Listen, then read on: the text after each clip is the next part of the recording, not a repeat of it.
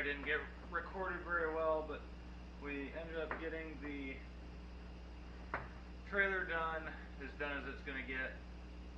We got the boards on the bottom. We got the trailer lights done, obviously. We moved the marker lights. They were actually about right here. We moved them up to the front. Running boards for the bottom underneath the boat, those went on.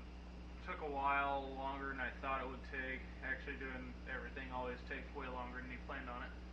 But really well, but we still got a long ways to go. But thanks for following along, and yet again, today is September 27th. We got 23 days left, 22 days, 21 days, I don't know. Don't have a whole lot of time, but we're getting through it. But thanks for watching, guys. Reliable has been a new thing, so I guess we'll find out how well this goes. But I just enjoy documenting what's going on, and hope eventually somewhere down the road you will too.